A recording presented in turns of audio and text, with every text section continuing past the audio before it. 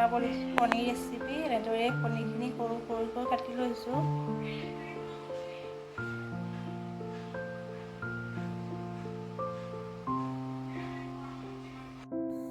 তাৰ কাৰণে 3টা আলু এনেদৰে ডাঙৰ ডাঙৰকৈ কাটি লৈছোঁ, দেখিছে। আৰু সৰু সৰু চাইজৰ 4টামান পিঁয়াজ কাটি লৈছোঁ।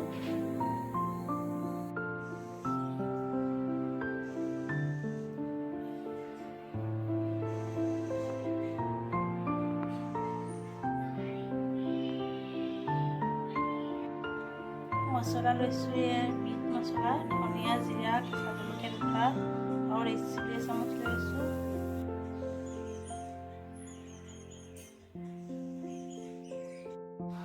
এনেদৰে 3টামান আলু সৰু সৰুকৈ কাটি বইল কৰি লৈছোঁ।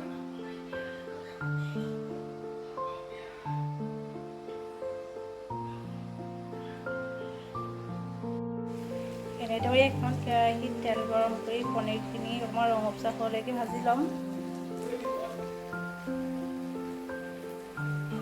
তেলখিনি গৰম হৈ গৈছে, এতিয়া পনীৰখিনি দি ভাজি ল'ম।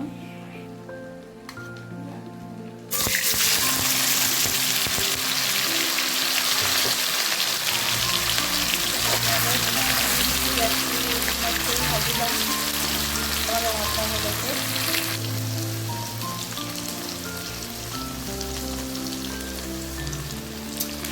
এনেদৰে লুটিয়াই ভাজি ল'ব।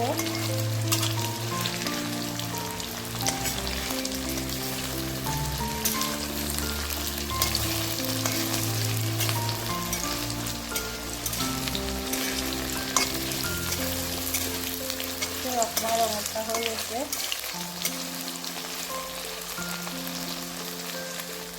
পনীৰখিনি ভজা হৈ গৈছে, এতিয়া এখন প্লেটত কাঢ়ি ল'ম। এনেদৰে কাটি লৈছোঁ ৰঙচুৱা কৰি ভাজি।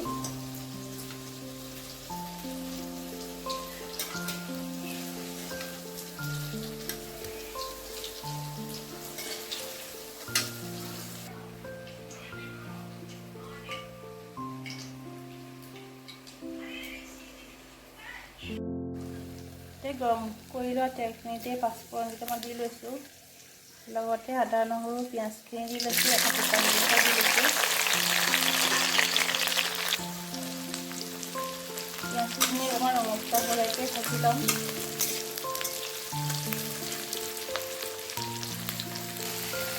পিঁয়াজখিনি ভজা হৈ গৈছে, এতিয়া কাটি লোৱা বিলাহীখিনি দি আৰু এবাৰ ভাজি ল'ম।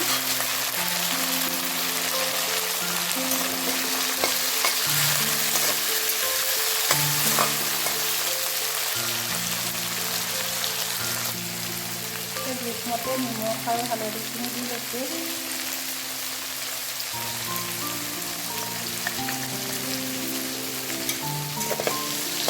এনেদৰে বিলাহীখিনি ভাজি ল'ম।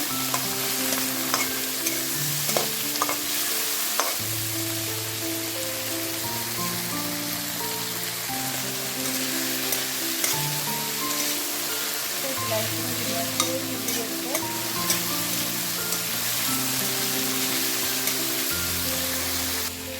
সিজাই লোৱা আলুখিনি এনেদৰে সৰু সৰুকৈ ভাঙি লৈছোঁ। আলুখিনি দি আৰু এবাৰ ভাজি ল'ম।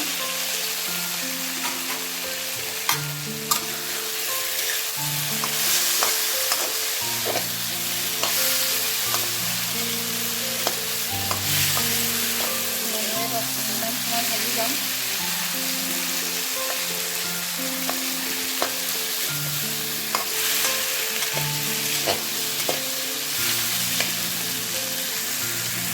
এনেদৰে মছলাখিনি এটা বাতিত তুলি লৈছোঁ।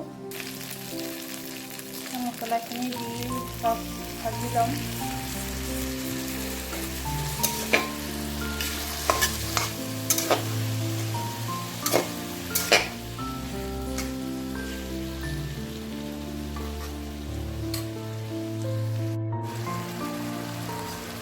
পনীৰখিনি দি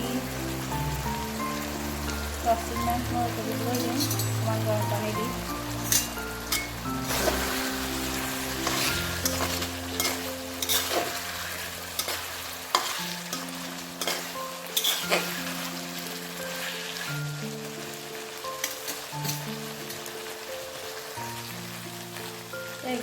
গৰম পানী দি লৈছোঁ।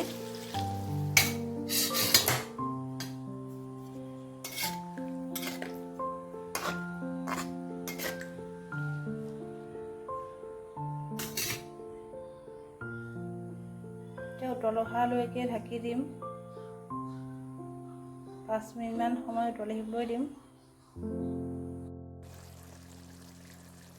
পিছে 5-10 মিনিট সময় উতলাৰ পিছত হৈ গৈছে চব্জিখিনি। এতিয়া নমাই ৰাখিম এটা বাটিত।